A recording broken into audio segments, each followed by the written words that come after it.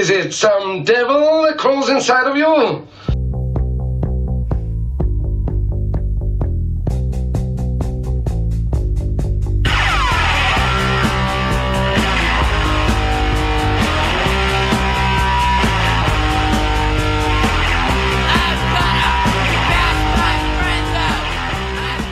Hello, folks. This is the Matt Brain podcast. I almost said my podcast name. So used to it. Go ahead, Jason. Dallas, how are you, sir? I'm fantastic. I'm really glad we're finally doing this. I can't believe it. It happened like so as planned. Yeah. You know what I mean? Yeah, no, I'm stoked, man. This is awesome. I know we talked about it for a little while. It was actually something we just joked about one day when we had Matt Brain. Maybe we should do a Matt Brain podcast. And then 3 weeks later, here we are. Yeah, I mean, I was rolling that night with Alex, and then afterwards, I forgot my keys somewhere, and I was like, you know what I call it? I call it Matt Brain. Spread the word. Make it stick. Tell your friends. You know what I mean? And then literally the next night, he said it to you, and he's like, "Oh, that's Matt Brain." And I was like, "Oh man, he actually is telling everyone." That's great. That's a great segue into what Matt Brain is, and here we are. I am. So what's Matt Brain to you? What is that? Why do we call it this? Matt Brain to me is something that it's an experience you have after training jiu-jitsu. Jiu-jitsu is a martial art and it's a sport. You know, it's a contact sport that requires a lot of physical endurance and a lot of physical exertion. And when you apply yourself properly during a jiu-jitsu class and training jiu-jitsu, your brain just gets confused. Afterwards, you've worked out so hard, and the dopamine levels, I believe, in your brain are firing off so much that your brain is just like in this euphoric state, and talking is unclear. You know, words are coming out of your mouth, but the conversation you're having either doesn't make sense or is completely unrelated to anything during that day. You're just speaking to speak. I have a hard time following what anyone's saying to me and keeping a conversation, at least keeping up my part of the conversation after rolling. If it's a good class, like you said, applying myself, it's horrible. It's a mistake in human interaction, typically. Yeah, I've heard, it's so funny, man. We'll talk about some of these stories too, but I've heard so many random things come out of people's mouths after they've trained jiu-jitsu, you know, and it's one of those things where you can't help but look at them a little bit differently when they come back in the gym the next time, because you're like, man, you just opened yourself up a little bit more. Yeah. I know a little bit more about you. That's so true. I do it too. I'm not trying to open myself up at all. And then sometimes I'm like, shit, I let that one slip. You know, I'm like, I'm yep. They know I'm a person and I have quirks and make dumb jokes now. Damn it. Yeah. But I mean, that's in a way that's really cool. And it's really unique because that's where I think a lot of the brotherhood bonds come from within jiu-jitsu, is that you get so comfortable with people that you feel comfortable talking to them, whether it's with Matt Brain or whether it's just in person. You know, so when you come into the gym, you know, you're building this relationship with people and you're building a bond with people that will last a long time. So it gets to be a little bit more intimate with people because you have these conversations that normally wouldn't take place unless they went through a training session where they got Matt Brain. You know, I think one of the best ways to describe it for me also is, if I drink too much caffeine, there's that balance where you drink too much caffeine and you're just on edge. You're like, oh, I feel like crap and I'm super jittery. But then you drink enough caffeine to the point where you're like, oh my gosh, I'm ready to go. I just want to make friends with people. I want to talk. I want to do this. I'm super happy-go-lucky, you know, and that's where it is at jiu-jitsu after that class. It's what you feel. So that's so true. I feel like such a horse's ass when I'm just lingering around hey, anyone want to talk about literally anything? And, you know, and I have to cut myself off where I'm like, dude, go home, you freak. What are you doing? Stop freaking It happened all the time when I first started jiu-jitsu. I did just a submission grappling, no-gi, and I would just be exhausted. I was doing it with nothing but wrestlers. So they were all kicking my ass all the time. And I would just hang out afterwards, waiting for some peer validation or some sort of interaction. And I just would not get it. And I would just drive home God, you idiot! Why'd you stand there like a moron and sweaty and sticking to people and having no real conversation. You get like some half-assed sentence out. It's tough. I watch other people do it instead of me, and I'm like, yes, they decoyed me. I'm out. I'm out of here. Exactly. But then sometimes you stay and you have an amazing conversation, or you have some sort of connection, and you start a freaking podcast called Matt Brain. You know. Absolutely right. Yeah. So it's a trip.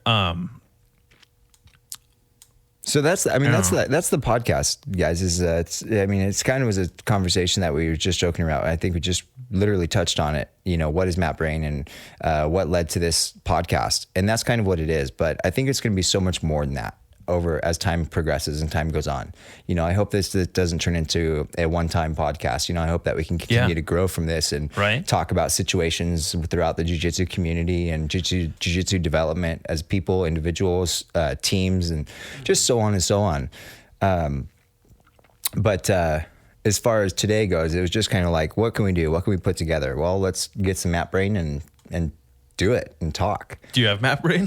A little bit. If you can't tell already, I have a little bit of Matt Brain. I was able to train a tiny bit today. It sounds like you've been doing this your like whole life. You're like, oh, I don't know, Dallas. You're the professional. You do it. You're the one who does it for a living, and you're the one like. I don't know if it's the mic. I think it's the mic. It's clarity the mic. It's booming in your ears. Like, oh, I got this. Step aside, white belt. You're just so you know, like you're like brown belt, probably close black belt podcast guy. Thank you. And I'm like. Not even a white belt. I'm like the guy that walks in as a meathead to a jiu-jitsu academy, and I'm like, yeah, give me the toughest dude. I bet you I could pin him. Not a chance. That's not you at all. You're being too humble. That's that like faux humility jiu-jitsu guys have. Like they're in public. I know because I do it. Just like talking to people like, oh no, like no, you're better than me. I'm less than. Like you have this like strange attitude you get with people that you know don't train, and you're like, no, don't even. No, it's. I think you have to like kind of humble yourself because you're like, I know I can choke you really bad. Yeah. Just watch your mouth. Right. I gotta forgive everything you say so I don't kill you. Yeah. Dude, that's funny. As you were saying that, I just had this like mental thought of back in the day, like people didn't compare through humility. People compared through like dominance. Like, I'm better than you. No, I'm better than you. No, I'm better than you. Bro, I tapped you out 3 times today. I'm better than you. No, I'm better than you. But now we've kind of like completely gone the opposite direction, and it's like, dude, you're so good. No, bro, you're so good. No, I'm telling you, you tapped me out 3 times. You're so good. But the positions you were in today, you're so good. We're like arguing through humility, like who's more humble. I don't know why that just came up, aka Matt Brain. But yeah, that's kind of where I've seen things kind of transition, because when I first started jiu-jitsu, everybody was like wanting to be a MMA cage fighter. That's when it really took off. And nowadays, everybody's kind of found the humility and the humble side of jiu-jitsu. And so as time has progressed, people that are really involved in jiu-jitsu are just humble. So it's hard not to be like, I have a really big issue accepting gratitude. Every time somebody's like, man, thank you so much for what you're doing in the community, or doing this or doing that, I'm just like, yep, it hit my shield and deflected off, and I pass it off to somebody else. Yeah. So that's good though. There's positives and negatives when it comes to like how people's attitudes change as far as like being more dominant oriented or being more humility oriented. It's kind of interesting to see how like negative aspects kind of shine when it's like, no, you're so good. No, you're so good. Everyone's trying to like out virtue signal each other. And it could be like kind of gross. And it feels kind of stilted sometimes. It feels kind of like disingenuous. I don't like being a part of that. Like, which is why I like talking some shit. Like I'll say something and be like, no, let's neutralize this nice guy attitude stuff right now, because you got to bring some oil into the water. Yeah, and that shows that your character as a real person. You know, like it could be easy to perceive somebody as like, yeah, you're like this in the gym and you're super sweet and humble in face, but what do you like in real life? You know, like nobody's that perfect. Yeah, this is the most like real life with you I've hung out, so you might suck for all I know. This might be horrible. Man. You were saying everyone wanted to be a cage fighter when you started jiu-jitsu. How long did you start jiu-jitsu? Yeah, so I started training jiu-jitsu back in 2008. Okay. Because I have map brain right now, I can't add the numbers up in my head and do the math.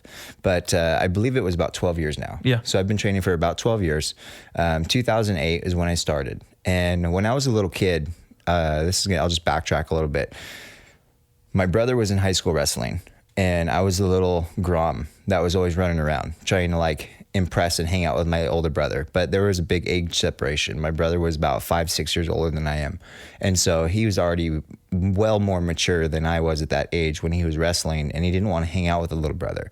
I was just the annoying little brother that tried to hang out with everybody and all of his friends. So he wrestled on the high school wrestling team, and they used to beat me up all the time. So I wanted to start wrestling too, but I wasn't in high school yet. So they had to put me into what was called freestyle wrestling. Did freestyle wrestling for about 2 years. And then I tried doing some Greco-Roman wrestling, and I got slammed super hard. And I was like, yeah, this sucks. I don't want to do this anymore. So it's a trip when they change things up on you. You're like, what do you mean I can't use my feet? Right. I mean, wrestling was cool because it was like, I'm going to do a double leg takedown on you and then take you to the mat, and then I'm going to pin you, or I'm going to put you in a full Nelson, a half Nelson, I'm going to put you in a cradle. I'm going to do all these things to you, but you're on the ground when I'm doing them. It's just a really quick transition to the ground. Sometimes I think the biggest explosive takedown I've done in wrestling would be a suplex, but Greco is like, I'm going to pick you up and I'm going to slam you down on the floor. So it was like, I'm going to knock the crap out of you, and then I'm going to pin you because you're dazed. And I didn't like that. So naturally, I found judo. Same thing. We just do the same thing with a gi, and the kimono. Okay. I did judo for about 2 years with some local people around here in town. If you guys are listening at home, you don't know where I am. We're in San Ynez Valley. San Ynez Valley is this little small town community full of great, wonderful people. And that's where I grew up. Yeah. I'm just kidding. I live like 30 minutes from here, so I just get to see everyone on like a highlight basis. So they're all great to me. I don't have any. Yeah. I mean, I think every town's got its, its problem children. That's true. We're not going to say, we live in San Ynez Valley. It's this dog shit part of the world with horrible people and miscreants and vagrants. It's horrible. I mean, that's where I'm from, which is not San Ynez Valley. So don't worry about that. Yeah. But so there are some people here that still live around town, and I still hang out with, they're always close by and arm's reach away. We did judo together growing up. So after we did judo for a little while, I stopped training martial arts in full. I became a full-time skateboarder. And I lived a life of, delinquency and searching for attention in all the wrong places. I'm still doing that exact same thing. Well, I think you're doing pretty damn good. Cool. Yeah. You were a skateboarder? I didn't know you skated. I did. You might have said something before. Yeah. How long did you skate? I skated for like 7 years. That's a good amount of years. Yeah. What the hell? So the reason I stopped skateboarding was because I was involved in a really gnarly motorcycle accident. When I was 14 years old, actually, I crashed a motorcycle into an oak tree, and I thought the oak tree would move out of my way, but it didn't. Leonard Skinner reference. And I was basically clotheslined off of the tree from the motorcycle, and it destroyed my leg. I had a double compound fracture to my right femur. Oh my God. Like, if you ask me what that is, I can't really tell you. I just know that it was a double compound fracture. I think okay. It was crazy, man. And we could later on, if we touch on it, we'll touch on it. But the accident was pretty devastating. And I remember going into, I got driven down by ambulance to the Santa Barbara Cottage Hospital, and it was a bad thing. When I got there, I was so drugged up on morphine and painkillers and this and that from the ambulance ride. I mean, it was a very bad deal. I had my bone literally outside of my body. Like, I looked down at my leg and I saw my bone sticking out of my leg, and there was blood everywhere. So I'm kind of in shock. Obviously, I'm in shock at this point in time, and I get down to Santa Barbara in the ambulance and stuff, and the doctor who's in the ER at that point in time, it's kind of like a movie, because I'm staring up at this white light right above my head, and I have all these nurses surrounding me, running back and forth, doing all these things, plugging me with an IV, doing this shot, doing that shot, asking me this question, asking my mom this question, doing all these things. And the last thing I remember hearing, no joke, was, "Let's prep him for amputation." Oh my God, Yeah. dude. It was gnarly. And like, I'm gonna faint. Just let it happen. Just keep talking. If I faint. I got my salt sticks in the desk. If you pass out, I'll wake you up. I got one of those somewhere. But they said, let's prep him for amputation. And as soon as I heard the word amputation, the light above my head just started kind of fading. Like you're getting choked in jiu-jitsu and you're going unconscious. Yeah. You know how you get the light starts to go, and then Very familiar. Yeah, and then I woke up, and when I woke up, I was just kind of like, where am I? Like I didn't really have any clarity to what was going on in that moment, and then it came back pretty quick. Again, just like you got choked out in jiu-jitsu. Yeah, you don't know where you're at when you wake up, and then it starts coming back pretty quick. And so it all started coming back pretty quick. And then I remember hearing the word amputation. So I obviously looked down at my toe and it was my toe. So I was like, yeah, they didn't amputate my leg. That's amazing, But I ended up spending so much darn time in the hospital, in and out of doctors doing this. I had a total of 7 surgeries on my right leg to date. And I'm only 35 years old. So, when I was 14, that happened. That was kind of like at the peak of my skateboarding, and I was really doing really well. But I was always like a street skater too. So I wasn't like entering into competitions. I wasn't doing vert ramps. I mean, staying in Nez Valley, we didn't even have a skate park at that time. So I was always like adding the sex wax to the curbs out by the parking lots and stuff, and getting chased off the parking lots by the store owners and stuff. Where'd you skate around here? I skated everywhere. Because I skate and I'm driving around here a lot of the time. I'm like, this isn't really shit to skate a lot of the time. Yeah. So we used to skate a lot at Solvang School, the campus. We used to skate at St. Inez High School. St. Inez High School is where we always got chased off the most. But we'd skateboard over there, and then we'd skateboard in Solvang, and we'd skateboard in this complex right here. Really? We'd skateboard through town. Anywhere there was a set of stairs, we'd skated. This is a skateboarding podcast now, by the way. Sorry, jiu-jitsu. Yeah, jiu-jitsu. Wait your turn, jiu-jitsu. We'll get to you. We'll tag you in. Dang, dude, that's cool. Did you have like a favorite skateboarder and everything? This is so embarrassing. I'm just getting to know this person I've known for months now. So live on this podcast. So I didn't really have, I didn't really have a favorite skateboarder at the time. I was just kind of like always influenced by real people. And what I mean by real people is people that I can physically see and skateboard with. Okay. I never like idolized a celebrity or a professional athlete. Sports was never my thing. Like, people are always keen on, professional athletes. Like, I idolize this guy. I want to be like that guy. I'm working so hard throughout my life to be this person or be just like this person. Didn't have that, But if me and you knew each other when we were friends, I'm looking up to you because you're a real person and you're skateboarding. So like I idolized you, in that state. Does that make sense? Absolutely. Because I have people that I skateboard with and I'd much rather skate with them. And I think of them as like, who's, pumping me up and who's getting me excited.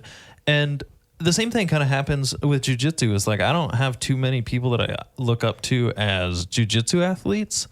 But I love when I show up and my friends are here and there's certain people I want to train with and I get excited. Like, I completely understand, and that's easily transferable to jiu-jitsu, so we can come full circle and get back to the subject. Yeah.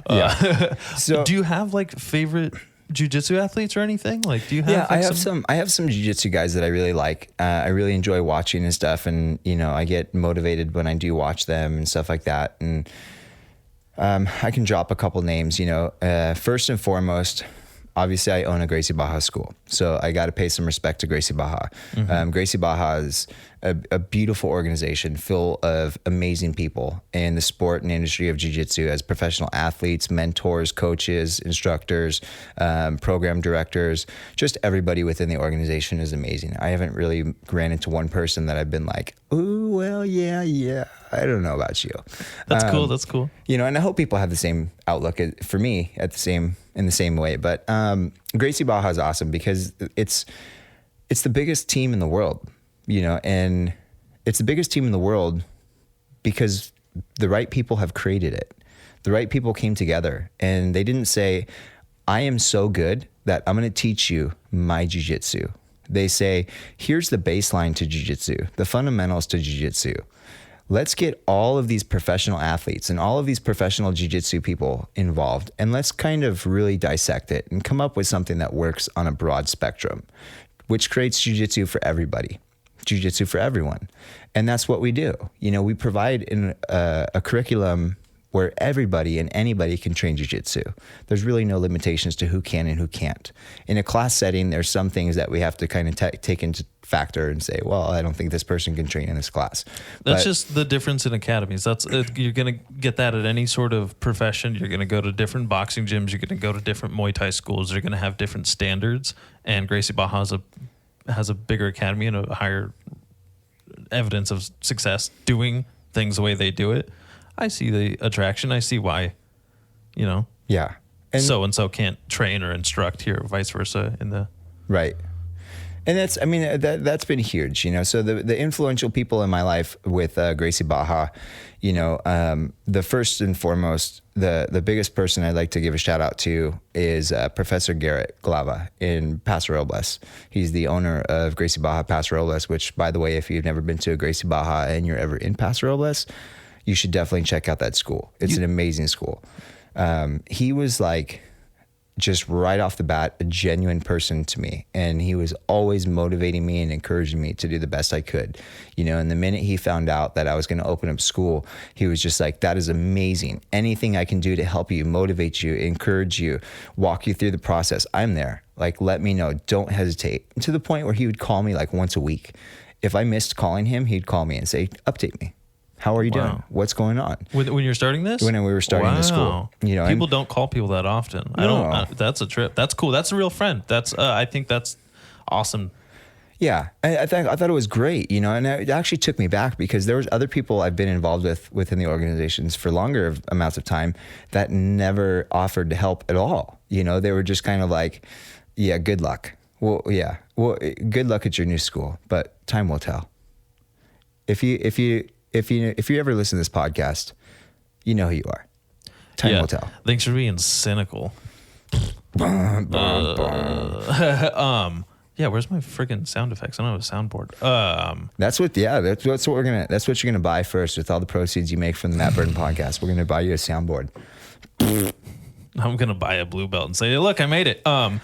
Just and then leave. No, you're not allowed to do that. So just so you know, that's a real thing. Like blue belt, once people get their blue belts, this is kind of like the domino effect. You train for a year as a white belt and you're Thor with electrical bolts coming out of your hammer. You're just hungry for anybody. I'm gonna mess up everybody, blah. And then all of a sudden you get your blue belt and you're like, yeah, I got color now. And then you get a girlfriend and then nobody sees you again. You meet Natalie Portman on Earth and you're out. Yeah. Hey, my wife's here with our food. Can she come in the door? Absolutely. Perfect. I mean, if she can't, I don't think she should be driving anywhere. Yeah. She can't come through the door. We're in a really cool room, by the way, you guys. Hopefully one day we can get a camera in here so we can actually videotape our pretty faces while we're speaking to you in this nice room. Yeah, no, sincerely. Hi, how you doing? Good, how are you? Pretty good. Pretty happy to be here. Pretty excited. What do you got there?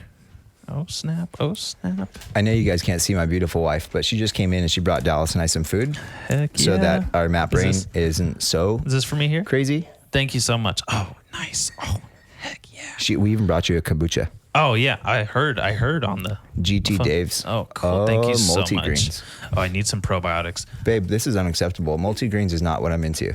Multi-greens? I totally need multi-greens. Yeah, multi-greens. Did I say grains? It sounded like grains. Matt Burn. Matt Burn. Matt Brain. See, what you the got heck it. is going on? Ugh. You guys getting it? Now we're painting the picture for you guys. Yeah, we are. We had to interact with a third party. That's right. All the rails it went off the rails then. Oh, that was too funny. I'm just kidding, honey. This is great. Thank you so much. It's perfect. No problem. Thank you so much. Cool. You're gonna? I'll just keep you posted. I'll keep calling you throughout the day and checking on you and making sure you're okay. Okay. Love you. Drive safe. Love you too. Bye. She's awesome. By the way, she's been my rock through this whole process, like throughout my entire life. Really? I thought I was your rock. Yeah, well, you are my rock. Thank you. Oh, what is this? Magic bars? What do They're they have? so good. They're so good. I have magic bars, but they're not $2.99. Graham crackers, butter, sweetened. Oh, nice. Nice. Okay. Oh, this is the best part. She's awesome. And by the way, Dallas, this is not really like, I asked her what she got me to eat. She said, I got you the Habit. And I'm like, oh, cool. Hell But she's yeah. like, it's a veggie burger though, from Habit. I was like, okay, that's good. I got some Whatever. French fries in here too. You know what I get from? They gave you some of the bag fries, some The of the bag spare fries, fries. yeah. Nice. You know what I get from the Habit? Patties with cheese. That's it. Nice. Nothing else. They hate me. Every time I go in there, they're like, okay, and they have to like do this stupid item thing. Anyways, Do you ask for a discount because you're not buying half the hamburger? no, it's cheaper, but then sometimes they screw it up and they like double charge me for things, and I'm like, hey, guess what? It's cheaper than that. I know, because there's a lot of Habits around here. I know how much it costs. Give me the. I need the. I just need the meat and the cheese. What's with all this stuff? But yeah, so Yeah. I realized to stop being annoying, I just cook that at home now. Got it. Go ahead and eat there if you need to. Cool. I hope you guys. I hope it doesn't turn. Isn't that like a thing? Like, don't people record videos and stuff of like just doing ASMR? like Is that what you're stupid talking about? noises with their mouth, like eating food? Yeah, it's called the Bad Etiquette Podcast. Check it out anytime. Stupid noises with my mouth. Yeah, absolutely. I'll try and be quiet, you guys, while I eat, so you don't hear me chewing Here, and stuff. let's just pause it and we could eat, so we're not chewing in people's ears. Okay. It'd be respectful. Okay. All right, guys. we're gonna pause. We're respecting. Absolutely. All right, and we're back. So that's I guess I only do podcasts with built-in excuses to sound dumb or stupid, like the Bad Etiquette or Matt Brain. I like that though. You just landed that one. It's a perfect excuse for everything. Oh, I'm sorry, I have Matt Brain. Yeah. Oh, I'm sorry I didn't do the lower. Babe, I'm sorry I didn't do my chores. I have Matt Brain. I'll clean up the dog poop tomorrow. But I might have Matt Brain then too. Yep. How much does jiu-jitsu, when did jiu-jitsu interfere with your life so much that you had to make a sacrifice in your life to just do jiu-jitsu, and the rest of life had to The second day I walked in the gym. Okay. Yeah. Nice. I going back, you just kind of recapped about, athletics growing up, wrestling, Greco, judo, skateboarding, which is it's an athletic sport. Skateboarding is a real deal. If you haven't done it, try it. If you joke about skateboarding not being a sport, go do it. It's in the Olympics this year or next year? Is it? Year. This year's in the Olympics. And if you don't believe that it's an athletic sport, come touch my calves. I didn't get those from jiu-jitsu or powerlifting. I brought those in. If you're jealous, I have touched his calves. He's right. not lying about that. Straight ankle lock. It's horrible. But no, for real, like it was jiu-jitsu for me was one of those things that hit me right when I stepped on the mat. I walked on the mat and it was kind of awkward. It was a 6 a.m. class. I actually fast forward or rewinding a little bit. After all my surgeries and stuff, and after kind of rehabilitating my leg from the surgeries I had and growing up with, the limitations I had, I now have a crippled leg, and it is legitimately crippled. But I can still use it for jiu-jitsu. And so that's one of the things that fed me fuel for training jiu-jitsu was that I know at some point in time, 10 years ago, I was supposed to have a knee replacement. And when I went in to have my knee replacement, full knee replacement, the doctor looked at me and was like, you're still too young. And the advancements in technology with joint replacements is excelling light years. So we want to hold off as long as you can. And so that we can see what comes on the market, in 5 years. So I lived with it for 5 more years, went back. Can I get my knee replacement yet? Hold on, you're still too young. Hold on, you're still too young. Those are the answers I got. And technology continues to advance. So the joints that they're putting in people's bodies now are, amazing. And now they can regrow cartilage and all these other things. Like, we're making some technological advancements. So I'm not too concerned about it. But I knew at some point that I wasn't going to be able to train, whether that's for the rest of my life, whether that's for a year, whether that's for 2 years, whatever the time frame would have been. That fueled me to continue training, because I could get out of bed and twist my foot the wrong way and boom, there goes my knee. Yeah. And then I can't train. And so I used that to keep training, because I was like, I'm either not going to train and one day I'm going to walk up a flight of stairs and blow my knee out and be super upset and down on myself for not chasing my dreams and my ambition or my passion, or I'm going to train and I'm going to blow my knee out on the mat rolling with Dallas, and I'm going to thank him for it, because it happened doing something I love to do. So He's not going to thank me. I'm a white belt. If I did something stupid and spazzy and hurt his knee, I'm getting stripes taken. Yeah. We're gonna take Professor Stripes off your belt. Cool. But yeah, it's for me when I walked into judo, because actually I have to go back a little further. I'm sorry, I'm gonna miss a bunch of stuff because this map brain I have. When I was about 19, 20 years old, I can't remember the timeline, but again, back to 2008, I realized there was something missing from my life. And I had Kat involved in my life, my wife, and she was amazing. You know, I kind of really connected with her and her family, and they adopted me into the family as, you know, her boyfriend at the time, and things were great. So she really helped me through some difficult times in my life, but there was something missing. So what was it? And then I fell asleep, woke up, and judo. I was like, ooh, I'm going back to judo. That's where we're going. So I started looking at my old sensei Dan Alef, and he was no longer in the studio that I used to train in. And he was at the time teaching down in Santa Barbara at Santa Barbara Judo Club. And then I decided after watching a few judo videos that judo probably wasn't the best thing for me to do, because the slams and the throws and the way I was going to have to move my hips and leverage my legs, my crippled leg wasn't going to allow me to do that as much as I would have wanted to.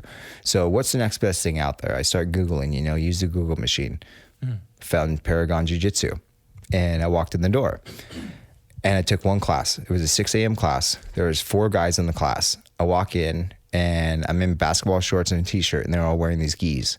And I'm like, ooh, that's super intimidating. Like, I'm here and I'm going to try this class, but I don't have a gi. They all do. Man, I'm an outcast, you know? So I get on the mat, like, very uncomfortably, and they're running laps. So I start running laps with them and stuff. And then after we warm up, which is crazy, it was like a 35-minute warm up that made me throw up 2 times.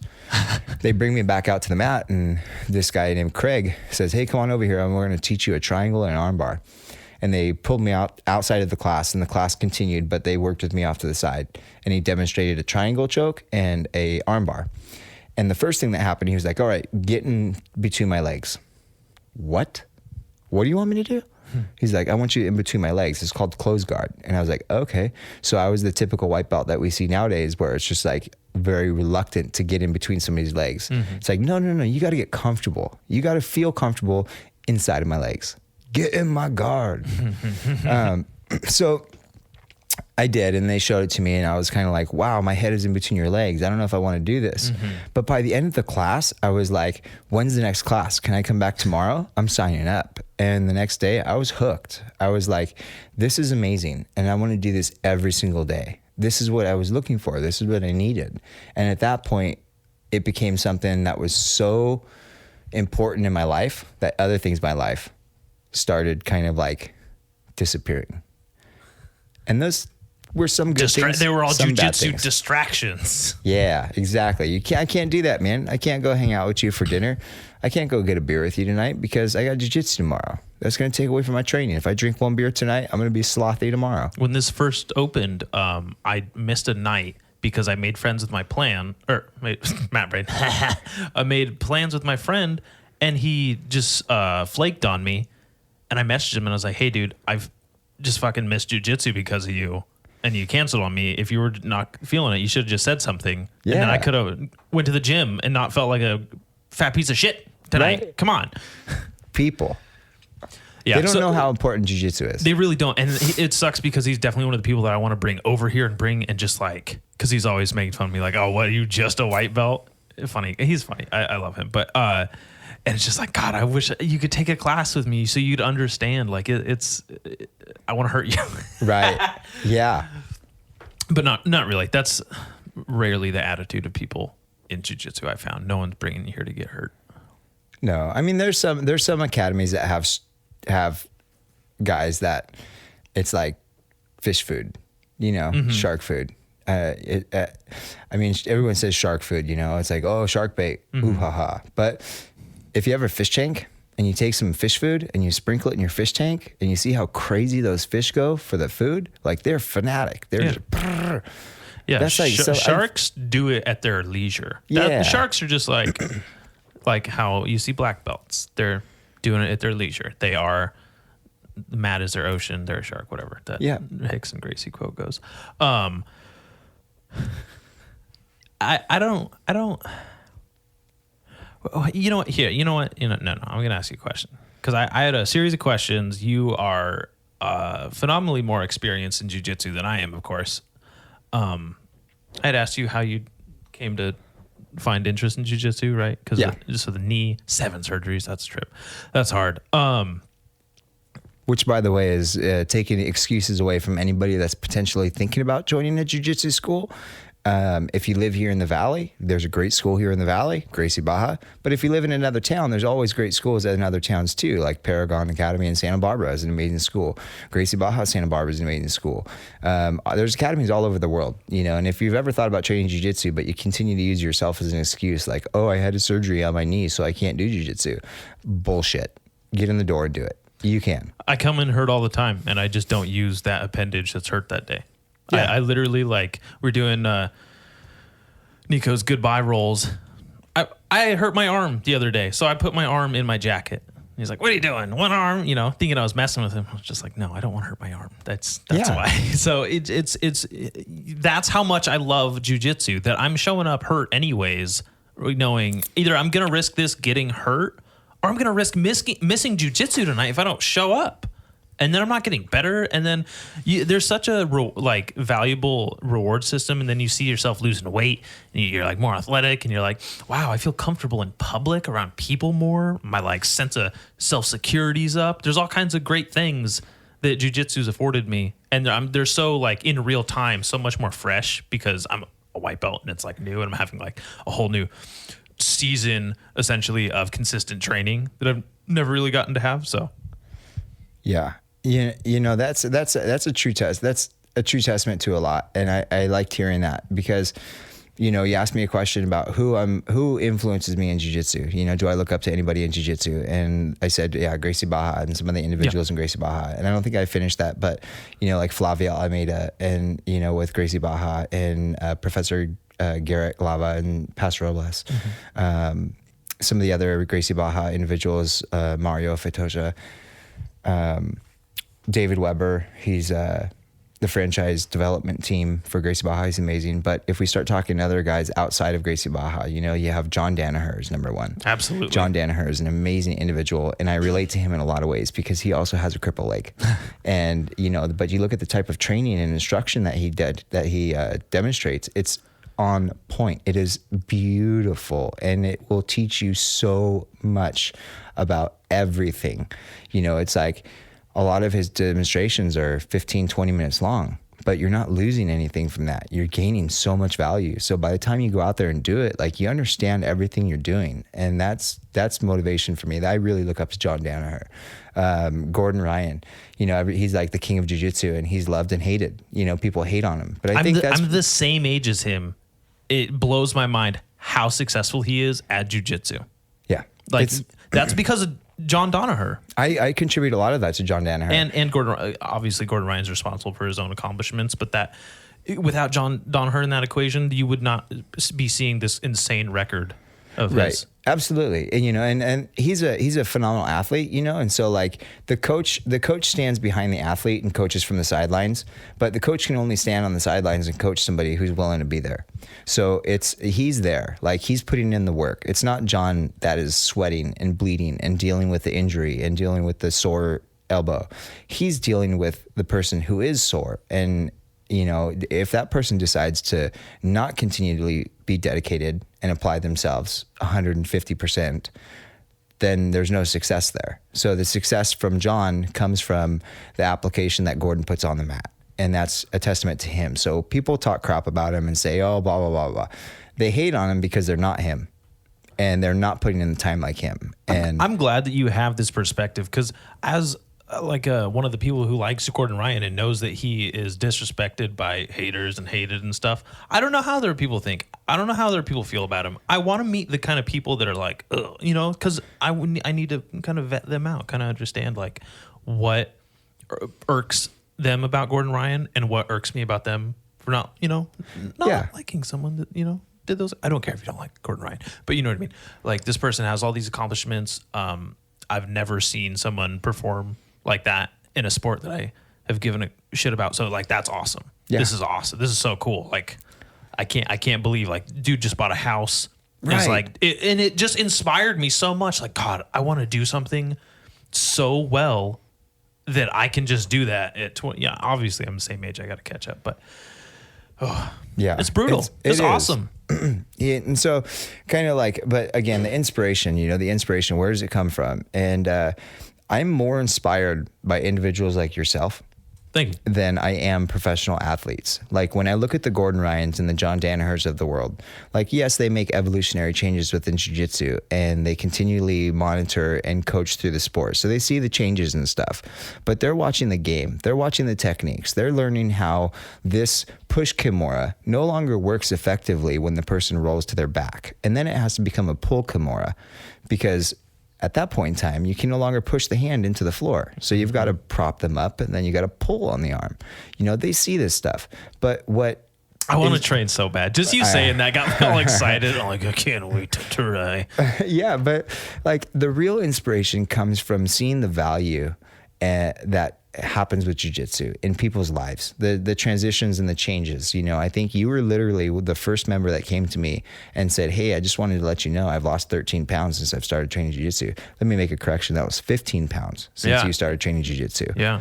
And that's amazing. And then seeing how, you tell us how you can go out there in public and talk to people in the community and just kind of be around people and you're happy and you're determined and you're focused and you're doing the right things.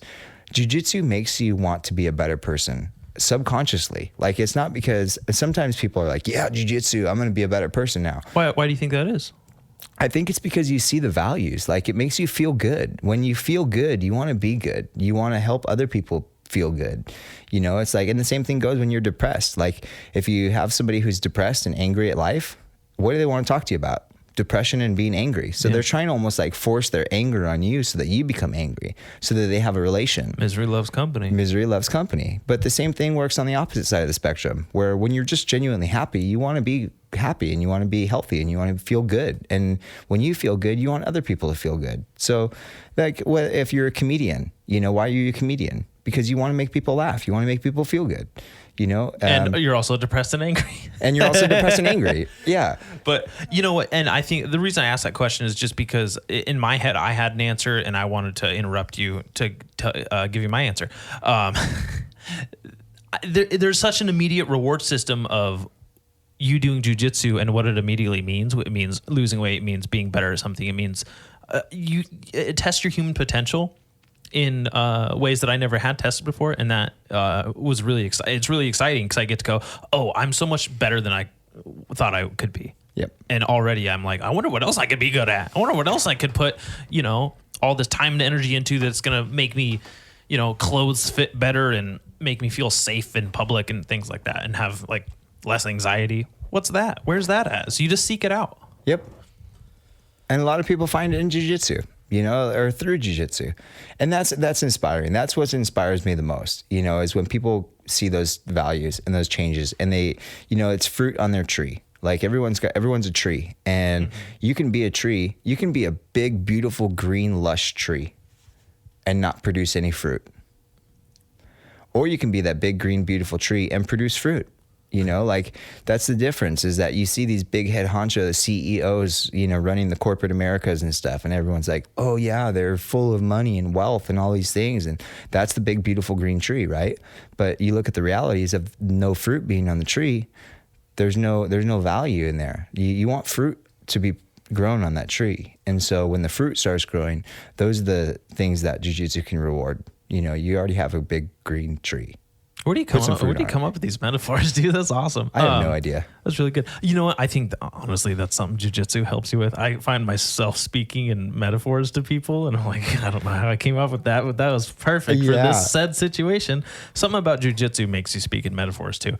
Not just you, but I do it too. I'm not just calling you out for that excellent analogy. That was great. Do you have a preference in gi and no gi? Obviously, there's a gi heavy Gracie Baja. It's not gonna. Yeah. So is that just your? What do you like about? I like gi. I really like the kimono. I like wearing my gi because there's so many different variations that can take place on the mat with your gi on. Like no gi there's a lot of stuff that can take place too, but with gi, you can throttle when you need to, and you can de-throttle when you don't need to rip through a corner. You know, so it's with gi, I can slow down. I can get a grip, I can secure it, and I can lock it in, and then I can breathe for a second, or I can choke you, crazy positions. You know, like who doesn't love getting a bow and arrow choke on somebody? I was gonna ask you. I still have no idea what I'm doing with those, and I get caught in them every single week. Once a week, I'm like, damn it again. We're gonna work on that. I hope We're so, dude. That was one of my questions. I was like, what the hell's up with this bow and arrow choke? Because I got to tell you, I walk around with a lot of confidence, and I know about a lot of submissions and a lot of things most white belts might not know about jiu-jitsu, but I do not understand the bow and arrow as well as I thought I did. You can't do a bow and arrow the same in a no-gi. I'm not even sure you can do it. I mean, you can do something from like a gift wrap. Yeah, you can do something similar with a gift wrap, but it's not going to put on the same choke.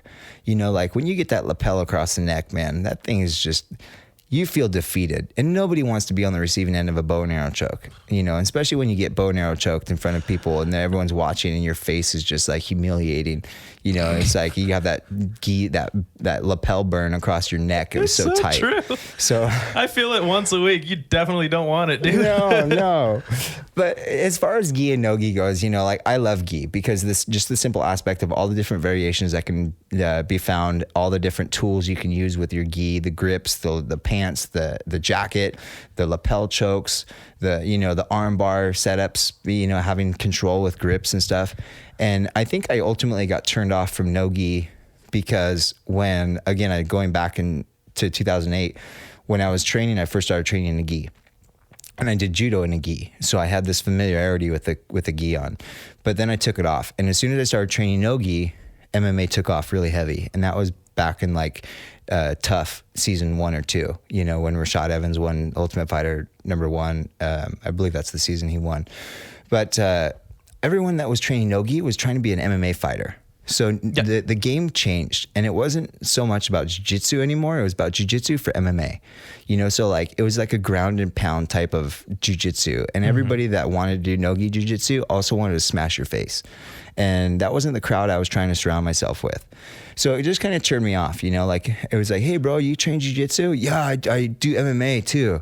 It's like, okay, yeah, you're a no-gi guy. I don't want to be around you. I don't want to train with you. I felt the difference because I started in no-gi, and I've showed. I think the first class I took here was no-gi, and dude, I got smashed by people all the time. No-gi sucks. I'm always walking home or like walking out of my car like limping. There's bruises. It's brutal. No-gi, there's so much more brutality to it. And with gi, you can take your time. I feel more like physically safe and comfortable, and like it's such a difference. It's such a trip. But I do miss no-gi, not gonna lie. No-gi, I do too. I train. I mean, actually, like some of my biggest successes came in the sport through no-gi. Yeah. You know, like I was a silver medalist at World Championship in 2018 at no-gi. Nice. You know, and I never had that kind of accomplishment with gi on. But like no-gi jiu-jitsu today is different than it was 5 years ago. And it's far different than it was 8 years ago. You know, back then there was different type of training styles. So now what you see with no-gi is it's a completely different martial art. You know, like it's not the same, and it can't be taught the same. Like the foundation of it's the same, and the bases are the same, but it's very scrambly. You know, it's very like fast and aggressive and lockdown. Yep. Like you get the guillotine lock, you get the chin strap, you pull that Josh Hinger strap, that chin strap, the Hingertine, you're locking onto that thing, bro. You're not letting it go. And I'm going to wrench it. Like I'm going to get it, because if I don't, I'm going to lose it. If I get that arm bar, I'm going to snap it, because I'm not going to lose it due to the sweat. And it's just like, I feel there's more injuries in no-gi jiu-jitsu because it is very fast. It is very aggressive. It's, you know, it's boom, boom, boom, go, go, go, go, go. And there's something to be loved about that. Like I love it. I like it. There's a time and a place for it. With that being said, what do you think about the belt ranking system comparatively? Like, because if I have, there's some people who get their belt in no-gi, and then some people who don't have the same belt training gi. Do you think that transfers? Do you think they should be allowed to wear that? Like, where's the disconnect, or if there is any? That's kind of, in my opinion, it's a very controversial discussion, because you know, you have schools that don't train with a gi on and only train no-gi. And so, there's no way, like the traditional ranking system was based off of the gi, I believe, and maybe I'm going to say something through this podcast that's not really factually investigated, so forgive me if I say something out of key or out of turn. I will also say those things. Okay. And don't hate on me if I do, but I believe that the belt ranking system back in the day was created, for gi. It wasn't a no gi thing, so it's like you can apply the same belt system to a no gi school, but do they wear the belt? No. So then what's the purpose of the rank? It's at that point I think what they've done is they've created the system where it's like beginner, novice, intermediate, advanced, and expert. And that's the 5 belt systems. Yeah. So beginner is white belt, novice is blue belt, intermediate is purple belt, advanced is brown belt, and expert is black belt. Okay. And that's kind of a perfect ranking system for a no-gi situation. But like if you're going to be training 3 years in no-gi and then you get to an advanced level or intermediate level, purple belt, and then you walk into a school that's teaching gi only, and you throw a gi on, like, do you wear a purple belt? That's what I'm asking. Or do you wear a white belt? I don't think, I think most professional fighters and most people who do train heavily in one discipline compared to the other, they'll put a white belt on. They're not worried about that. They did get their blue belt and they have the physical belt in no gi, but they're not wearing it. And they're not wearing it. Maybe they're not wearing it when they're in gi. I don't know. Yeah. I'm going to move this chair because it's freaking hot in the Oh window. yeah, you're getting cooked over there. Come on, move it on over. I'm a white boy. I get really red and burned really fast. Yeah. I have to burn off like 2 layers of skin before the tan comes. I have to get like the old skin off, the old snake skin off. Yeah, I think I've seen no-gi, at least in my perspective, my opinion, it's become like there's not a big belt system that interferes with everything. We're like, okay, white belts here, blue belts there. They don't like segregate it, for lack of a better term. It's like everyone can kind of train with everyone, and your experience in the gym and on the mat, like that's really what your rank is. It's just like maybe your camaraderie amongst your peers. And then what you can and can't do. Because there's people that can do crazy submissions and have an amazing ground game just from no-gi that, it's not going to transfer the same to gi. It's not going to have the same... I don't know. Jump in here, dude. No, I agree. I agree with you 100%. Obviously, when you say that there's schools that train only no-gi, we refer to 10th Planet. Yeah. With Eddie Bravo. And it's an amazing art. It's an amazing school. It's an amazing system, but the rubber guard is like their number one. So they're doing all these. And I just so you guys know, I've never trained at a 10th Planet Jiu-Jitsu school. I've competed one tournament and had one guy against me that was 10th Planet. So I can't tell you about how they train or like their system or this. And I don't even really watch a lot of videos on 10th Planet Jiu-Jitsu guys because it's not my interest. It's not what I'm looking for. But from what I have seen, there's a lot of rubber guard. And a lot of the people that do train it talk about all these different positions, like, the truck lock or this lock or that lock or, whatever it is. But like when you watch it, what I've seen is that they're basically the body type that can use their leg the same way you would use the lapel. So when they get that choke on you because they went through an omoplata and then they put their shin in your throat and then they reach behind your head and drive your head into their leg, like that's almost like the same thing you would do for a lapel choke, like a loop choke, right? So you grab the lapel cross grip, cross-side, and then you reach up and tuck the head, and then you start pulling the loop choke with the lapel. Like I'm applying the same pressure that I would be by putting my leg over your throat and pulling your head down. What's that, Hell's Gate when they do that? Yeah, maybe. Go-Go Plata? The Go-Go Plata. Yeah, the Go-Go Plata. That's what Vinny Magalhaes. I think he was the one that kind of brought that to the scene. And that was also in a UFC event. That was the Ultimate Fighter show. I remember he submitted somebody that he was across the ring from with the Go-Go Plata. Everybody was like, whoa, Go-Go Plata, that's crazy. Dang, I'm going to have to check that out because I don't have that information. I love MMA. That's like what got me started in jiu-jitsu at all. I mean, not particularly, but that's like a lot of the attraction is like when we're talking about things and MMA gets like even slightly mentioned or something, I'm like, my eyes get all wider and I'm like, you're damn right, MMA. You're frothing at the mouth. Exactly. Drool coming down your chin. Oh my gosh, dude. And now it's gotten to the point because I train gi or just more jiu-jitsu in general, they're like, I get so much more excited than I ever thought. Because I was always excited for jiu-jitsu in MMA. Because I'm like, no, it's not gay. Look, he's choking him. It's awesome. I mean, well, whatever. And then it ended up being emboldened. Now it's more. Now every time I'm seeing jiu-jitsu in any MMA promotion, it's awesome. Because I'm like, yes, bring the leg over. I'm telling them what to do in my head. Hopefully not out loud so people don't have to hear the stupid white belt shit that comes out of my mouth. But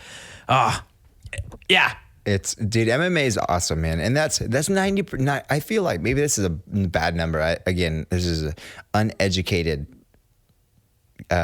statement, but I believe 90% of the people that come through the door as adults that want to start training jiu-jitsu discovered it through MMA. So the UFC we owe the UFC and Dana White and the whole organization so much. Hoist Gracie, the Gracie family. I was going to say that. I think they owe jiu-jitsu. Yeah, they were the ones that, I mean, when he came out for that, for back in the what was it called back then? World Fighting League or something like that, or it was something before Zuffa, when Zuffa owned fucking UFC. It was always UFC. Yeah, it was like the Ultimate Cage Fighter. That is what they called it, like the cage fighter. I don't know. No holds barred. Yeah. So you see Hoist Gracie come out with his gi on, and everybody's like, "What's this dude doing with his gi on, man? Yeah. Look at that guy over there. It's all big and buff. Friggin' karate man's gonna get smashed." Yeah. Look at that guy coming across the ring from him carrying that big old wooden cross on his back. You remember Chemo? Yeah. Yeah. And then he freaking annihilated him. But like that right there, people were like, whoa, what is that magic? I got to get me some of that. I want to learn it, and it just kept on evolving and evolving. And then the sport of jiu-jitsu really took height, and everyone started seeking it out. And, it was like, if the jiu-jitsu school offered MMA, that's amazing. If the MMA school offered jiu-jitsu, the jiu-jitsu side of it was very densely populated, so we owe them a lot. Like the UFC brought jiu-jitsu with Hoist Gracie up, like that's where it's popular, and it's still popular. It's like people come in again. I go back to adults coming in. It's like, how did you hear? Have you ever trained before? They're like, no, I've never trained. How did you hear about jiu-jitsu? Oh, well, I like to watch MMA. I watch the UFC, the Ultimate Fighter. I'm like, cool. Do you want to be a fighter? And they're like, no, I have no interest in being a fighter. I'm like, okay, good. Now I know I can teach you jiu-jitsu. But then it's like, do you want to be a fighter? And they're like, yeah, bro, I want to do MMA. I'm like, well, this really isn't the place we teach it. Like, we don't teach MMA here. So I can teach you jiu-jitsu, and we can see if you like that. And then it's like, if they say yes, they love it. And if they say, yeah, I'm really looking for some MMA. I'm like, okay, well, why don't you train here and then go find MMA too? Like, there you go. Because that's actually right by the courtyard. We have somebody that'll teach you how to strike and kick. Yeah, that's where I learned. It's great. I miss doing any striking. Because in my head, like even when we're doing like line drills or doing rolls and stuff, lining up, I lose my balance. I gotta get up. I gotta do a couple like shadow boxing, like just to get like me comfortable. Like that's just where I'm at. Like mentally, I'm like I gotta think about this in a self-defense situation and like a combat sport situation. You know what I mean? So a lot of like my movements in jiu-jitsu, I'm thinking, okay, if I'm here, at least I'm not getting punched in the face. Or if I'm here, this is compromised, but I could also punch them in the face. Right. So, and I think that might just come from starting with no gi and all that. You should always hold on to that, by the way, because jiu-jitsu was created as a self-defense system. It's not just like jiu-jitsu didn't evolve for sport. Like there's sport aspects to it, and from an early time, jiu-jitsu went towards sport jiu-jitsu, but it was also a self-defense. Yeah. What is sport jiu-jitsu? I've heard that term. I don't know who or what people associate it with, or what that is quantified as. So if you look at like Gracie Academy or Gracie University, they teach a lot of combatives, a lot of self-defense oriented jiu-jitsu. You're going to do a double leg takedown while this person is throwing a palm strike to your face.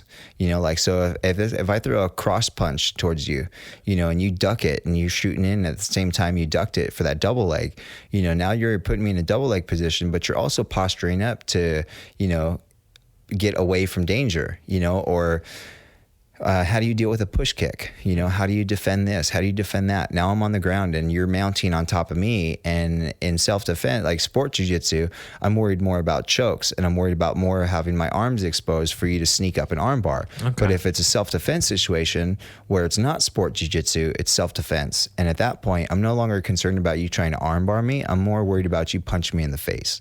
So from a mount position, you have a clear shot to just start raining bombs. You know, pop, pop, pop, pop, pop. And that's where I have to worry about it. So now I'm more or less trying to control your body and get your hands on the floor over my head, whether that's on a mat or whether it's on the street. I want your hands on the ground because as long as they're on the ground, they're not punching me. Yeah. Right? No, absolutely. I when I'm rolling people, it'll be a playful reminder of like, if there's a position where my hands are open and their face is open, you know, do some like little shadow strikes, like bam, elbow, just, and you can see like the like change, like it clicks in people's head, like, oh, I'm safe from you, but I'm not safe from everything about you. You know what I mean? So like we're safe in the mat in jiu-jitsu. Okay, so that makes sense. So sport jiu-jitsu is jiu-jitsu for jiu-jitsu, not for combat. Exactly. So sport jiu-jitsu is more competition-oriented training. Like your sport jiu-jitsu consists of, you know, depending on your rank and your age, is a timed match. So for me, it's, I believe, 7 minutes. I have a 7-minute match.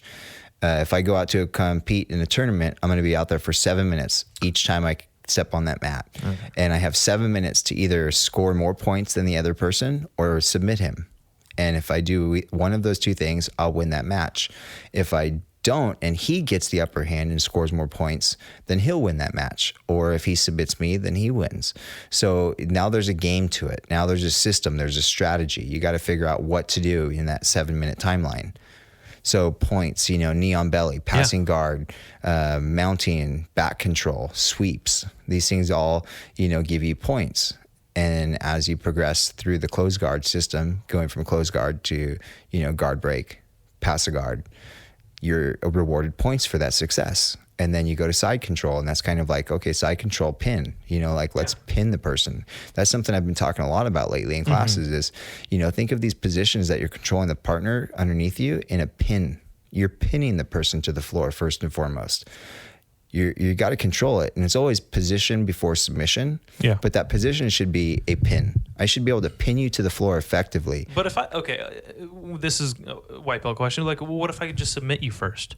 What's this position before submission, or what is this point like sport jiu-jitsu? Like, what if I can just grab a guillotine on you because you're not totally paying attention, and then I guillotine you or I darce you because you're not.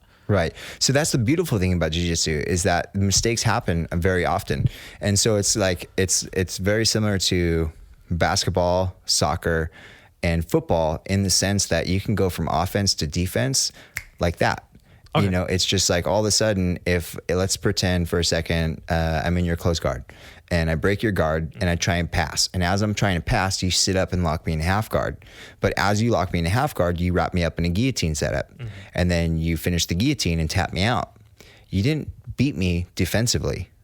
You beat me offensively. Okay. Because in order to finish that submission, it was an offensive position. You got into an offensive position with the guillotine. You offensively reached up for the guillotine. And then you offensively finished the guillotine. Mm-hmm. While you offensively reached up for that guillotine, I'm defending. While you're trying to finish the guillotine, I'm also defending. So you flip the script. I was offensive and now I'm defensive. You became offensive and won. And so you can't win from defense. You can capitalize on a mistake with somebody's offense and gain the offensive position to get the win, but you can't do it defensively. Okay. So as long as somebody is being technical and doing everything as well as they can and as right as they can, and they're pushing the offense, you won't be able to submit them or win because you're going to be on your back. You're going to get your guard passed. You're going to get worked. You're going to get here. You're going to get there. They're going to be threatening you with this. Yeah. With that being said, what are some things you could tell? Like, I'm a white belt, but like for anyone listening that is any experience, what's something you wish you could, some advice you could give some people as white belts, as someone who's training, making mistakes regularly? Stay calm. You know, like being calm and clear-minded is number one. Understanding the positions is first and foremost, goes hand in hand with, being calm. You got to understand the positions you're in within jiu-jitsu, like close guard. If I'm in going back to me being in your close guard, if I'm in your close guard, you cannot submit me unless my posture is broken. If you break my posture, I'm now in a position where you can start attacking submissions, lapel chokes, cross chokes, arm bars, triangle locks, omoplatas, kimuras, all of it. It's all there because my posture is broken. But if my posture's up, you now therefore have to get me to break my posture. You have to break my posture so that you can start working the submissions. Because if you ever tried to throw up a triangle on somebody when their posture's up, you can't do it. You ever tried to lock up an armbar on somebody with a posture? You can't do it. You first have to break the posture, right? You're falling off. Yeah, absolutely. So, and I also need to know if I'm in your closed guard, I can't submit you. There's nothing I can really do effectively to submit you in that position. Maybe I get lucky and capitalize on some silly wrist lock. But if you're a white belt, I can't wrist lock you anyways. It's a common thing I see a lot. You can always wrist lock me, Jason. I will always wrist lock you. Yeah.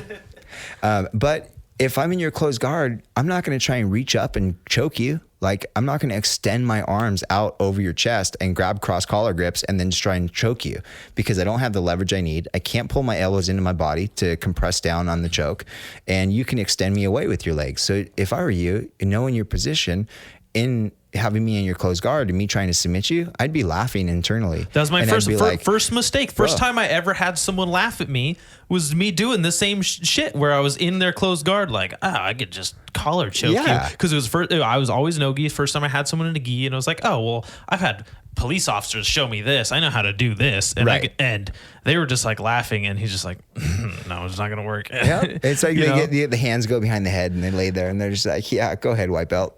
Try it. Yeah. So I'm totally guilty of that. You said something really profound when I had first met you.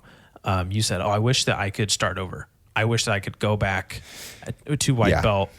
I'm a white belt, sir. Do you have any questions of what I'm going through that I could enlighten you on that you're curious about? I see it. I don't really have any questions I can ask you because I see it. Like, and that's something that's good. And then a lot of people, I'm not trying to, pat myself on the back or anything, but this academy that my wife and I opened, this was a dream that we had, and that's what it was, is a dream. And we wanted to make it happen. So we did everything in our power to make it happen. But when people say it's a dream come true, the come true part was you and everybody else that signed up and trusted us to teach you guys jiu-jitsu and to become your home school. Like, that's where the dream came true. And so because of that, there's so much value that you as an individual have in me and my heart. And I'm not just saying that because I'm trying to be soft, but it's true. Like, I look at you as somebody I admire and I respect. And, thank you. That's because you're putting yourself in a position to learn, and you're here and you're committed to the school. And that says a lot about how, the trust we have and the trust you have for us. And so if it wasn't for people like yourself, the school wouldn't exist. The school wouldn't be successful. So therefore, I have a sense of obligation to make sure I show you the value that you have in my eyes by watching you and being invested in you and knowing your growth and watching how you're developing in the sport, but not just the sport, as a person. And I think we had that talk once before where it's like, I see you growing and developing as a person. Like, I remember the first time you came in the door when this studio was a conference room. And I remember that. You saw the vision. That was cool. Yeah. I was just scared that people were coming in to sign up for a jiu-jitsu membership and they'd be turned off. Like, what the hell is this place? But you were like, dude, I see it. I see the vision. And I'm like, awesome. It came out exactly how you described it. That's awesome. I was working towards that. Usually people suck at things like that, and I'm like, yeah, sure, whatever. But exactly how you described it is exactly how it looks, like to the T, to like the benches and like the things on the wall. I remember the framed photos being lined up. So that's a trip. Yeah, I remember that. I had a talk with my girlfriend, and I was like, I don't know, like I just have to go see. There's this place opening, and I would, no matter what, whether I end up going to Paragon or I end up going here, this place is right next to where we work out anyways. I need to go check it out just for myself. And I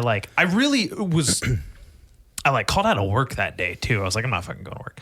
There was like a UFC or something. Jiu-Jitsu, man. I got to go check out Jiu-Jitsu. Exactly. And so I had to,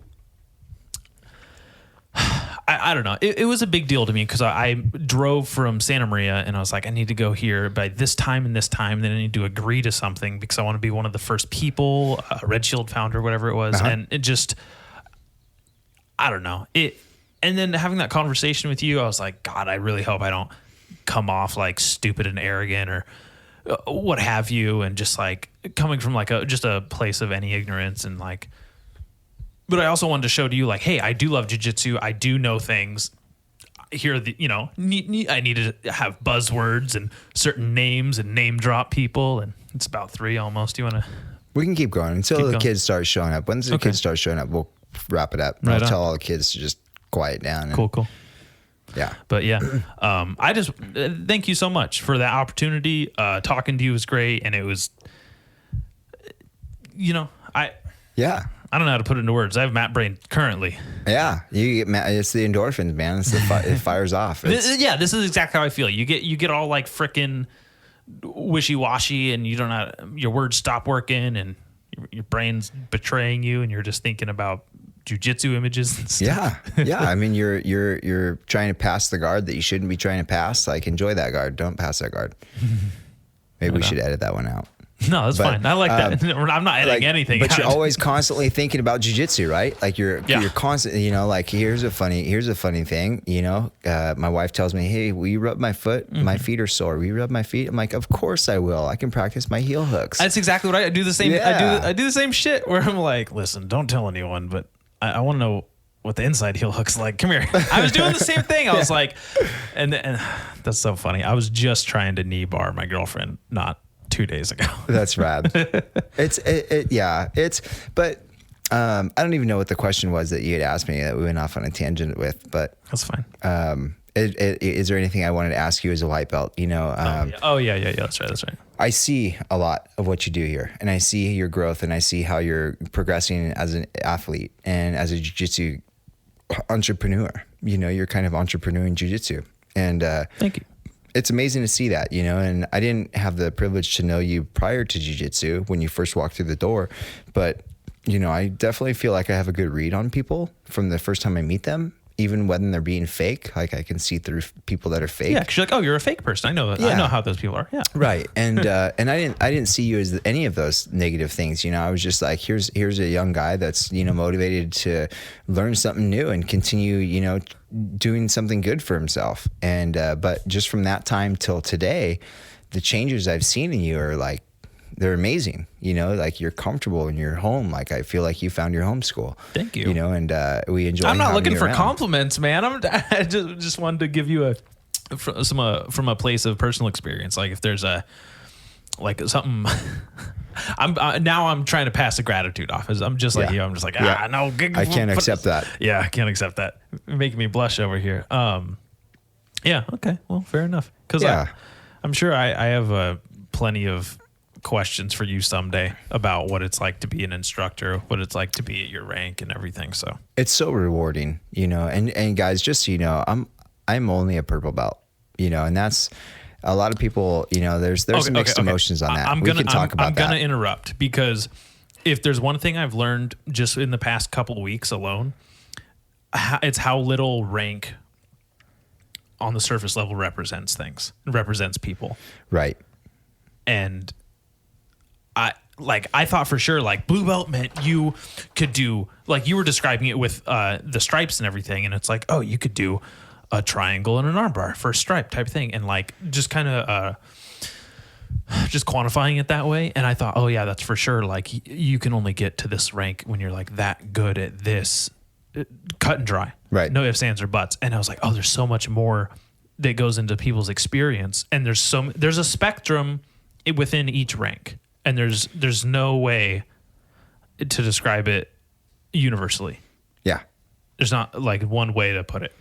And so I don't want you to think like, oh, I'm just a purple belt as a person. Because I want you to know that I recognize like that is just a belt. Like that is a piece of cloth. It is not completely representative of who you are and who you... Right. You know what I mean? Yeah. I've had this discussion with people, in the recent, past couple days and weeks and stuff. And, I have to, like, I am honest in saying, like, I have a purple belt that ties my jacket together, and we have to take pride in our rank. We have to take pride in where we are in our jiu-jitsu journeys, So the ranking system, for us to kind of say, like, yeah, that belt is on you, but like it's not a representation of yourself. Like, that's true. That's not a representation of who I am as a person and what I've applied myself to do within jiu-jitsu, in the jiu-jitsu community. Like, my wife and I have applied ourselves in so many different ways through jiu-jitsu, and we've changed lives. I've changed my life. She's changed her life. We've changed some of our members' lives. Like, we've done a lot. We built a freaking school, an academy. Like, this is a school. It's not a dojo. It's not a gym. It's like, this is a school. This is a place where people come to learn. Yeah. And like you said, like kids, like you have a bunch of students that are going to be here. You have a insane amount of students. Like, that's awesome. Yeah, we've been open for 3.5 months, and we have over 80 kids in our program, and we have I believe over 55 adults in our program. Really? Like, we have about 140 members so far in 3.5 months. That's crazy. I don't even know if I've met all the adults. I don't think I've met all the adults. Damn. I mean, they just come in, I'm like, who are you? Do you need to sign up? And they're like, I signed up last week. I'm like, I'm just kidding. I know everybody here personally. I couldn't. My Dunbar's number is spent. I still am like, please, someone say his name so I remember what it is. Yeah. But so you're right. As a person, it doesn't reflect who you are as a person in jiu-jitsu, But on the mat, you do have to kind of respect the belt ranking system, because if not, it's out the window. Like, there's no value to that anymore. And so, but I do feel like it's a bummer when one person is responsible for your growth, for your rank, for your promotions, for this, because that's one person's opinion. Like, and maybe they don't see everything. Maybe they don't see in full clarity, like there what you've done, And so, like, I've trained at schools, and just my promotions throughout my career, I've been training for 12 years now, and I'm still a purple belt, like a purple belt with one stripe. So I've trained longer than some black belts. Yeah. And they have their black belts. So people ask, how is that? How did that happen? I've trained at schools that held me back. I've trained at schools that sandbagged me. I've trained at schools that didn't like me. The owner didn't like me, straight up. So he's like, I'm not promoting that dude. I'm not putting my name on his belt. Screw that. It's like, okay, cool. But that's a sensitive topic, because you can destroy somebody's jiu-jitsu career by withholding their rank, by telling them they're not a blue belt yet, by telling them they're not a purple belt yet, because then the value of the belt, the meaning behind the belt, and representation of the promotion is gone. Or if you promote them too early, like if you're like, dude, you're doing so good, you're a white belt, but now you're a blue belt, and then they go out to that tournament and they get their fucking ass worked. Excuse my language, but it happened. Yeah. And it can happen. And then that person's like, why did you give me a blue belt? That was stupid. I just got worked, and then they don't come back to jiu-jitsu because they're like, I'm not a blue belt, So like you have to be very cautious and sensitive with promotions and rank. So there is that line. But me as a person, there's two different things I've seen on the spectrum. I've seen one side of the spectrum where academies hold rank true to what you're able to do on the mat. So that blue belt represents your ability to pass a guard, to retain a guard, to do a triangle, to do an armbar, to find the omoplata from the failed triangle, to do all these different things. Like, that's what the blue belt represents. But then the person who comes in to train jiu-jitsu for a lifestyle change, for quality of life, for social aspects, to lose weight, to just feel like they're submersing themselves in a new community, they can't do the armbar or triangle as effectively as the person who just got their blue belt for doing those techniques. But they can do them, but they don't get a promotion. But on the outside of it, outside of this gym, they're excelling in life. They've applied themselves so much so from what they've learned on the mats to their personal life that they're flourishing and growing fruit on their trees. So that needs to be recognized, and that needs to be honored. And growth happens not just in jiu-jitsu, but outside of the walls. And so when academies don't hold value to that and they only factor themselves off of what you're capable of doing on the mat, that's me telling you, all I care about is what you do on these mats. I don't give a shit what you do outside of these walls. But when I recognize your growth as a person from what you apply yourself doing outside of these walls, and then we recognize it and reward you for it with promotions, makes you feel better as a person, makes you feel better as an athlete, makes you feel more valued, gives you a full sense of like welcoming. Like I'm welcomed and I'm known, and everybody here knows me as Dallas. Yeah, I'm not just another number. I'm not member number 114, you know? So there's a line to walk with that. And I feel like that's a boundary that people won't really discuss too much, or it's, you know, because again, you know, who knows what the reasons are. If I'm a professor, if and when, like, well, it's not if, I will be a professor one day, I will get my black belt. When I become a professor, I pride myself on recognizing the true qualities in people's lives and the growth and success that they earn through the values of jiu-jitsu. You know, like everything they've done in jiu-jitsu, how do you apply that into your personal life? You just got smashed and worked in class today. And you just went back and got smashed and work right after noon class. And then you called me later that evening and you're like, hey, I just want you to know that I worked until 9 o'clock tonight, but I feel much better today. Like I feel good tonight about it because I kept through it. I just did it. And I'm like, yeah, you got pretty worked at jiu-jitsu today too. Are you feeling pretty good? Yeah, I feel pretty good. I survived the day. And now they wake up in the morning, they're like, let's do it again. You know, and then the next day it's clear and it's open. They come to jiu-jitsu and they work the other person. And then they go to their job and they get a promotion and stuff like that. And it's like, man, that's a reward from everything you did. That's, you need to know that people recognize that. Yeah. So now I can't take those students who get promotions for how good they do in life and put them in a tournament with another purple belt. You know, if they're just got their purple belt, like we know what's going to happen there. This guy's been sandbagged by this school as a purple belt for 5 years. Yeah. And we're going to put him up against somebody who's, you know, high level blue belt technically, but high level purple belt in life. So it just depends on your training. If you're a hobbyist, like it's easier to get that promotion from your professor because they see the values in life. But if you're an avid competitor and you're still making leaps and bounds in your personal life, but you compete every weekend and you're smashing it at the tournaments, they might not want to promote you to purple belt because we're not trying to kill you. We're not trying to because their name's on you too. Like, so you go out there and you win that tournament and it's like, who's standing behind you? Like Gordon Ryan. We talk about Gordon Ryan and John Danaher. So Gordon Ryan goes and sweeps a division and wins. Everyone's like, damn, John Danaher's such a good coach. Absolutely. But then Gordon Ryan goes and gets smashed through his entire career. Yep. Everyone's like, John Danaher's not a good coach. You know, so like there's that side to it too. Yeah, that makes sense. Well, yeah, you can't put something unfinished out into the world and then expect it to hold up to everyone's standards and hold in performance. You know what I mean? Yeah. That totally makes sense. And obviously there are variabilities and there's times when that's going to happen and times when you learn from it happening. So those mistakes need to be made by some people. I'm glad that I don't think this is an area that it's going to happen in, but I can understand that from my beginner perspective, without a doubt. Yeah, that's good. They're very well put.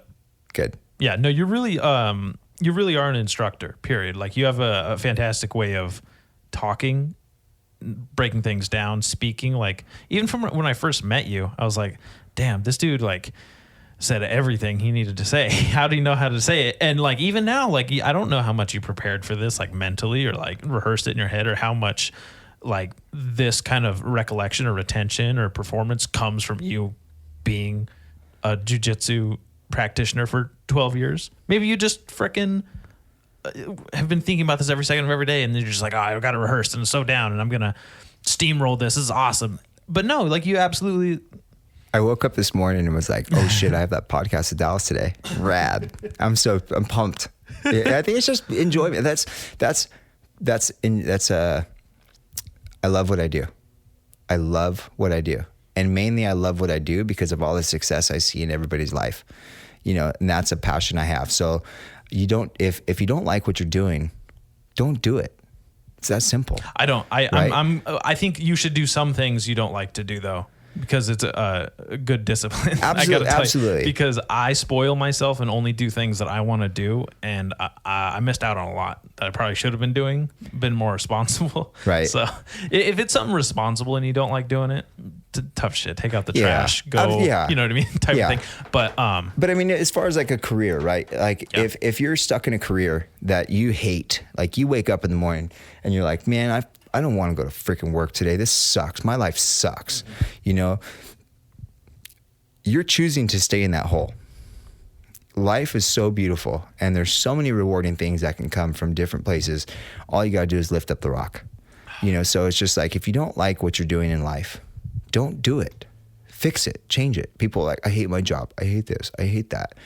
Don't do it. But also Go, good. Use like, that energy. yeah. You have that energy to know that you don't like something. That's you can turn that into a very valuable enterprise Right. in yourself. So, some of the most successful people, in my opinion, in life, in their careers, in their job, in their field of work, like you hear about these people that change the world. You know, like let's talk about leadership for a second. Okay. People like true leaders in the world. I'm not talking about like the presidents of the world that lead us, but I'm talking about like leadership qualities in people that go out and do seminars and guest talks with thousands of people, you know, to motivate them to be better individuals. You know, like I'm going to lead you to success, because they love what they do.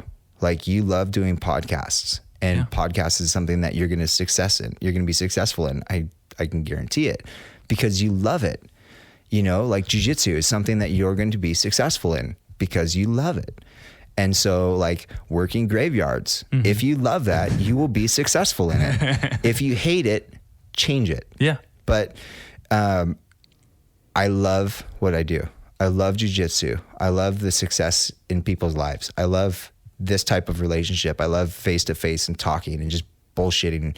I love looking out the window and seeing some of our little champ students playing the flower beds because they see me in here on a microphone. They don't want to interrupt us. You know, but like it's like that's what I love. And so when you love something, you can feel the passion. And those are the people that make influential changes. You know, there's a Dr. Seuss book, and I hope you know the name or you've read this book. I love this book. It's all because a little bug went ka-choo. And it's about the domino effect in life. This little bug sneezed, and the wind that was created from the sneeze caused the rock to roll down the hill. Okay. Because the rock rolled down the hill, it hit Yertle the turtle on the head. Because the rock hit Yertle the turtle on the head, Yertle the turtle got mad and yelled, and that created a scare inside the bird that was in the tree. So the bird in the tree fell out of the tree. It just goes on and on and on, you know. But like that's life. I thought you were going to say, "Oh, the places you'll go." Oh, the places you go. I love that book too. I thought that's where you're going. I was like, yeah, that's perfect. And so my kid loves Dr. Seuss books, and I read them to him all the time. But like, it's the domino effect, right? So when somebody's passionate about what they do and they truly love what they're doing, they will change the world because they will change one person. And if you change one person, they're going to change one person. And then if that person changes one person, the domino effect will continue. You know, so my goal with jiu-jitsu in the community is to change the world. Essentially, like I'm just one person. So how do I change the world? I do that through these kids. These kids deserve the best, and we give them the best. And so all I know is that if I continue to be me and express my passion and love for what I do through them, they're going to pick up on that. And if they pick up on it, hopefully they're the ones that are going to change the world. So we're trying to change the world through these kids. And yeah, I mean, you're a great role model because of it. Because how often do kids grow up without people in their lives that are good at something, passionate about something, and they go, "Oh, I can do that. That's a good way to." I don't know. I grew up like a kind of like lofty upbringing. I know what it's like to not have role models, and then you eventually do, and it makes such a big impact. I can't even imagine the impact you're making on what 80 plus kids you have, and then the 140 total people we have. Like that's a lot of people. Yeah. That's insane. That's crazy. That's just people. You think about the fam. So the whole, because of bug went ka-choo. So I was thinking about this the other day. It's 140 people that are members with us, but that's also 140 families that are members of our school. Yeah. So each family, like it has to, like, let's say there's 3 people in one family. So there's 1 kid, there's 2 parents, whether they're together or not, there's still 2 parents. And so both of those parents are going to see the benefits from that 1 kid. So we deal with the families, we deal with 140 families. And so the impacts we have in the kids is spreading through 140 different families. Absolutely. Even in my own household, I trip my mom all the time. Just do Trip her, like put your foot out in front of her? Ankle picks all the time. Nice. Yeah. Nice. Like, see, Mom, Gracie Baja couldn't have done it without that. Yeah, tell your mom she's got a free private lesson with me waiting for her. All right, I will. I'll teach her how to deal with that trip. Oh, man. But like that's my goal with Gracie Baja is to change the world, 1 child at a time, get through these kids and teach these kids that there's some really beautiful qualities in life that they can experience. And we can do all that stuff. But we just have to be ourselves, man. We just got to be us and do what we do and express our love and passion. That was very well put. I think this is wrapping up our very first Matt Brain podcast. I agree, man. That's awesome. I'm like, can we do this again tomorrow? Right? Yeah. Isn't it addicting? It's so fun when you just get to have like a nice conversation with someone. Yeah. You're like, oh, it's genuine. Like it was a nice conversation. Yeah. That was what's really cool about it. All right, guys. We're going to have a better conversation off air now. Yeah. So next time I will be a little bit more prepared and I will write down some questions and we'll come up with some really cool jiu-jitsu topics to discuss. We're going to talk about some things that might cause some controversy. We might get our feet sticky. Yeah, but, we will. We're going to have fun doing it. All right, Jason. Right Thank on, you very Dallas. much. Thank you, sir. All right. Bye, guys.